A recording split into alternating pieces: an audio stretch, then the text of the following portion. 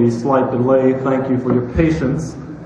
As you know, tonight we are going to be dealing with a very important subject, a subject that's of both historical and also contemporary interest in terms of the fight against racism and the fight against Jim Crow.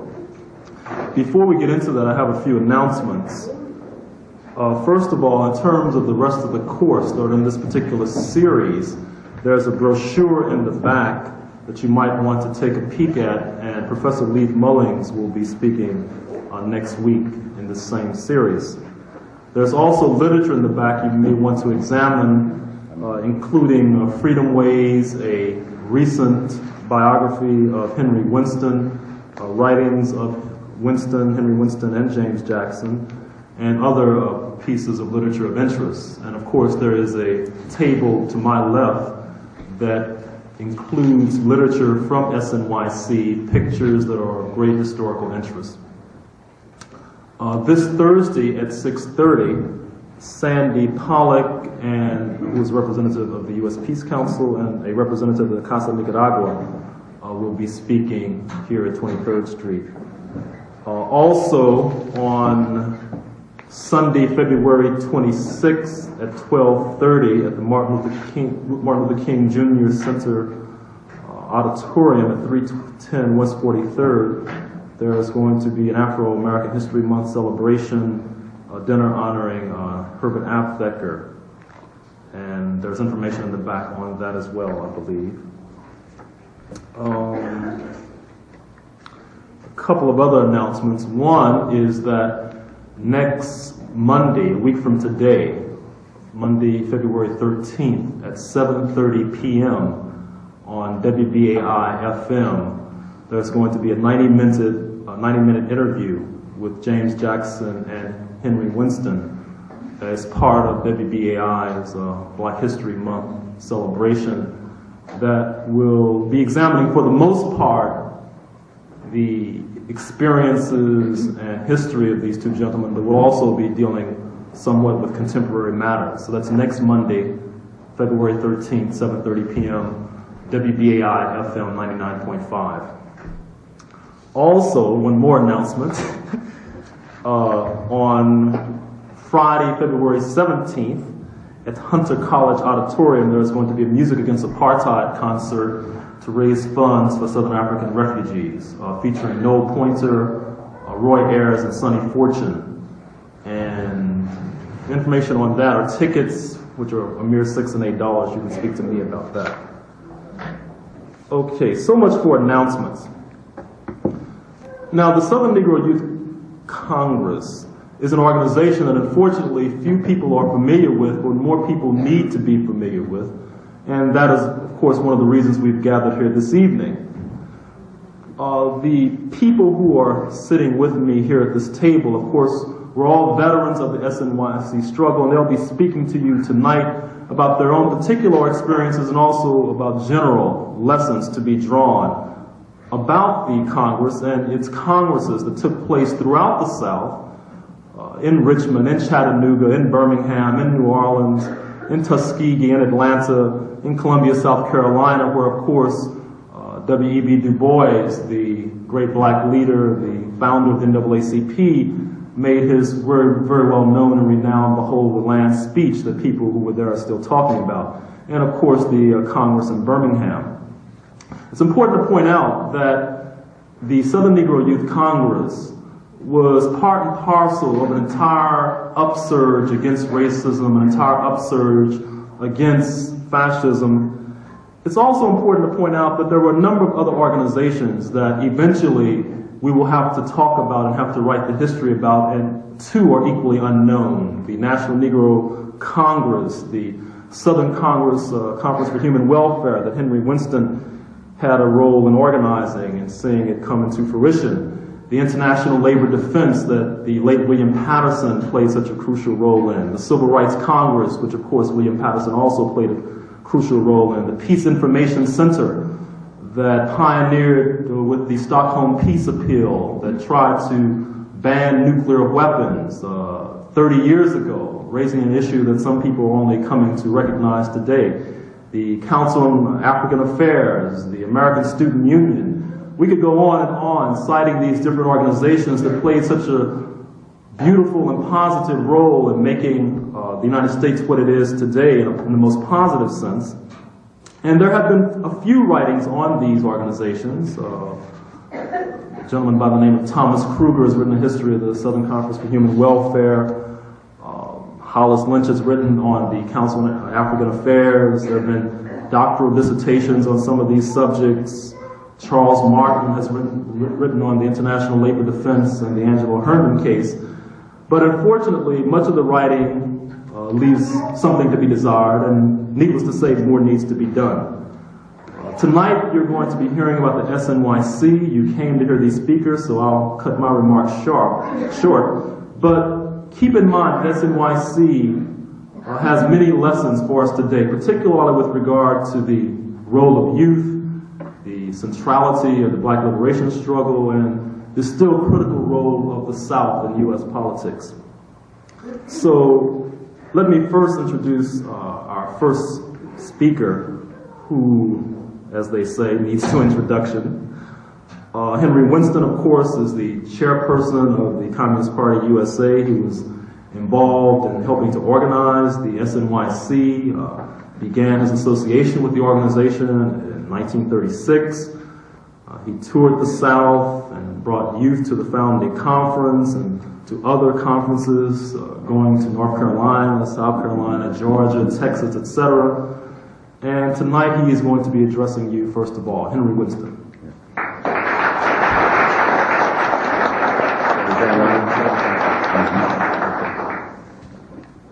Good evening. Tonight, you will be hearing about a most significant movement in our country. In it were people who played a leading role in its founding and the activities the organization conducted. Little has been said about one of the most significant movements not only of the South, but of the country as a whole. Much that has been said distorts the true role of this movement and the significant contribution it made to the South, to the nation as a whole. The time was the southern part of the United States. The period was characterized by the then President of the United States, Franklin D. Roosevelt, as constituting a third of the nation, ill-housed, ill-clad, ill-fed. This was true in general, but still, the real story had not yet been put. The South, in the year 1936, was known as the Solid South. What did it mean, Solid South? It means that the main economy of that region was that of cotton. We spoke then about king cotton. We spoke about the rule of the landlords, landowners, who determined everything. State was the dominant feature of every politician in this area of white supremacy. The oppression of black men and women was of an extreme type. They were relegated to the lowest possible job in industry, in the urban communities. The bulk of black people lived on the countryside. They were sharecroppers, tenant farmers. There was actual peonage in these days, debt slavery. These people were denied the most elementary of human rights. The most. There were property qualifications placed upon those who voted. This excluded black men and women, whatever the age. There were grandfather clauses. If your grandfather did not vote, the generation of black men and women could not vote. There was the existence of poll taxes, which were directed against the whole of black men and women. And all of this was reinforced by lynch terror, frame-ups of one kind or another, the actual rule of the police. They therefore, being able to exclude blacks from the political life of the country, was then able to talk about home rule. Why not? Only the white supremacists could vote. And home rule meant that whatever laws were enacted by the federal government, they could be countermanded by home rule. In the counties of all of the southern states, and especially the states in Black Belt of the South, an entire people was imprisoned, brutally exploited by the whiplash of the slave owners, the new slaves, which followed the defeat of black men and women after the period of Reconstruction in 1876. This was the period of northern Detroit, when northern troops was removed from the South and left the field open for the brutal exploitation and oppression of black men and women. So when the economic crisis hit in 1929 and 1930, a most brutal reign of racist terror was unleashed. Lynchings increased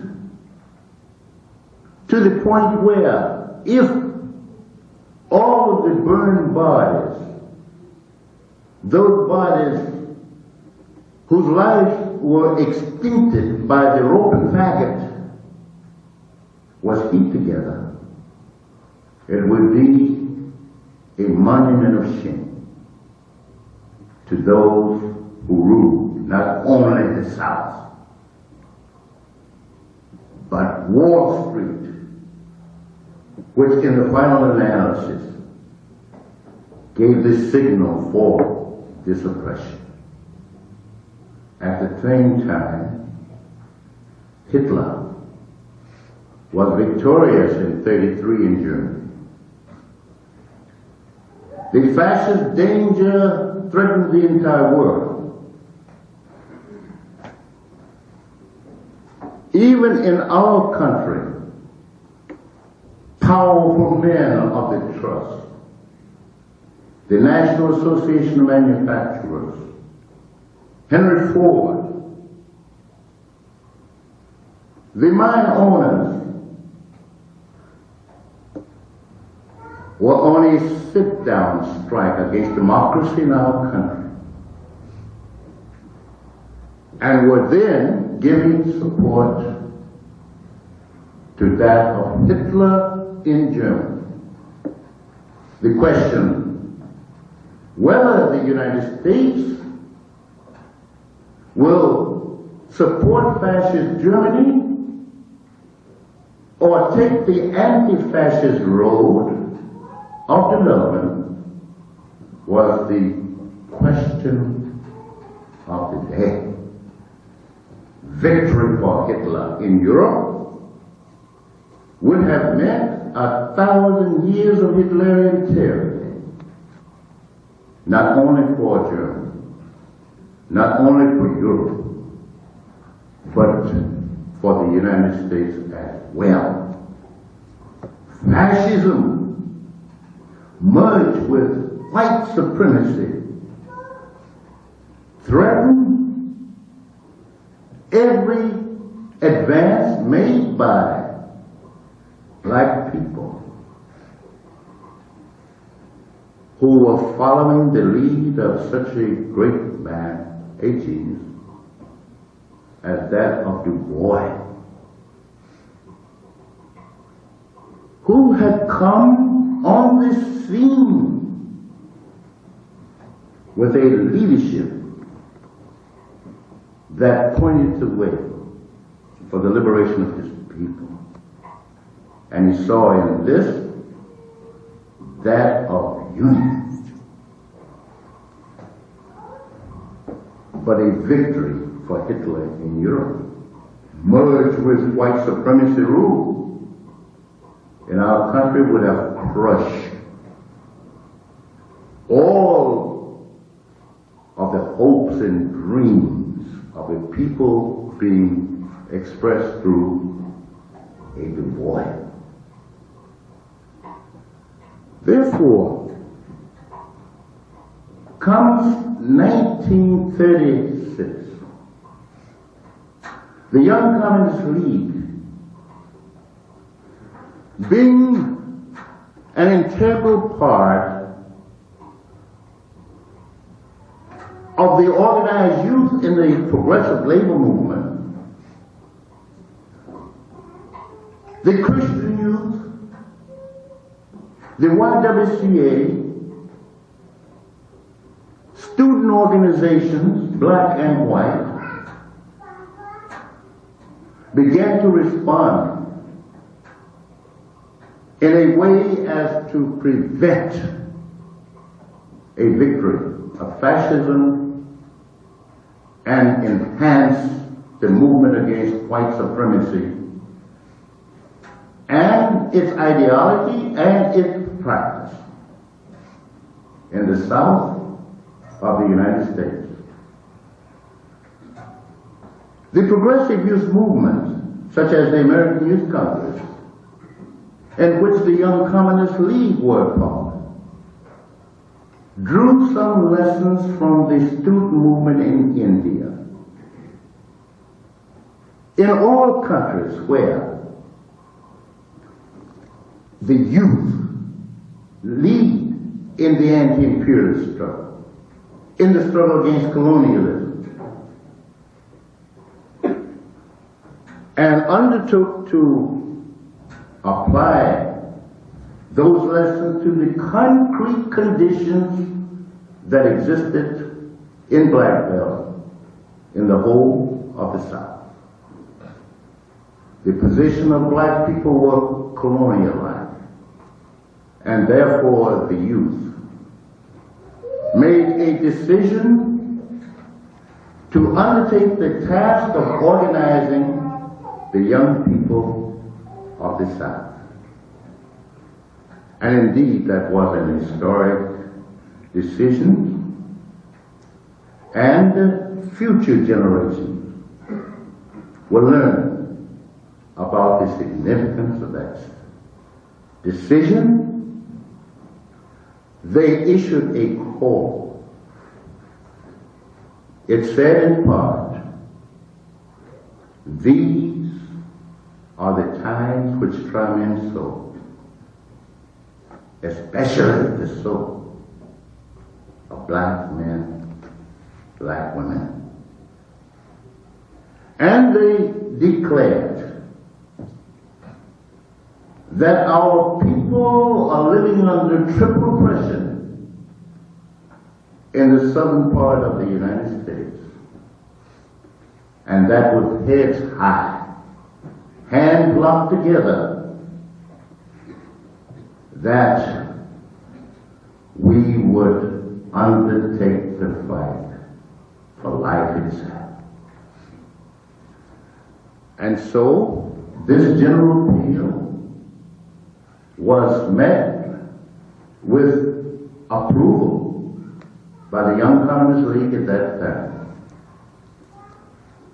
In Washington, D.C., there were several brilliant young men, one a student at Howard University, who were very active during the period in which this danger of fascism loomed, the danger of erasing every gain made in the fight for democracy, in the fight for equal rights,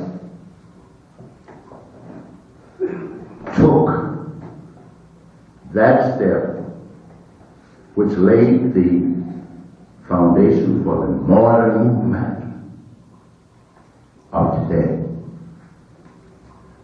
The Young Communist League selected me as one of those who was a part of this anti-fascist movement to make a tour of a number of southern states. And if one knows the South in those days, they will recognize the courage of the Young Communist League, together with other youth, to undertake this responsibility. I took these calls with me. This was my main weapon. I visited cities in North Carolina. I visited cities in South Carolina. And there were moments when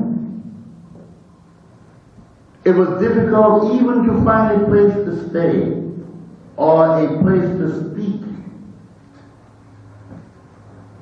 I was invited by ministers into their churches. I was able to speak to high schools, one after another. I traveled also to Atlanta, Georgia, and there took part in the Atlanta school system struggles. At Spelman, Florence Reed, who controlled the Rockefeller millions, claimed that there are too many black organizations in the country, that you people do not need another organization, etc. But Florence Reed was speaking for the Rockefeller millions, not for the students. This was an all-girls school, and they were determined that they not only would hear about the Southern Negro Youth Congress, but they would come to the Richmond Convention. Forrest Reed could not stop these students from organizing a clandestine meeting where they could hear me. They organized and sneaked me over the fence in order to conduct the meeting. Spelman was present in Richmond. Then I went to Morehouse, and there we received a very, very warm reception, and the students there voted unanimously to participate in the Richmond Congress. I was at the Atlanta School for Social Work, and there a Mr. Forrester B. Washington took issue with our efforts to organize the youth, that we were forming some kind of dual organization. But Forrester B. Washington was talking for Rockefeller, for the philanthropists that supported the Atlanta School for Social Work, etc. In those days, there was one interracial organization in Atlanta. I was invited to speak and did speak. They were represented in Richmond. In Birmingham, Alabama, similarly, we were concerned with the organizing drive that had been organized by CIO. John L. Lewis supported the American Youth Congress, was interested in organizing the unorganized in the South.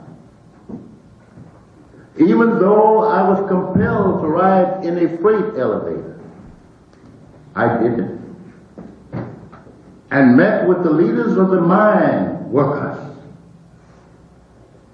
and we warned them for participants in the Richmond Conference. But the same thing can be said in respect to Houston, Texas, San Antonio, Dallas, and New Orleans. And I can truthfully say that we brought, as a result, some 200 bona fide delegates to the Richmond Conference. Present in Richmond was 534 delegates representing nearly 300,000 youth in the Southland. And supporting these youth were the heads of every black institution in the South. And Richmond was the scene of an historic development in which present was black and white youth. I will give it to the next speaker to tell you what happened in Richmond, Virginia.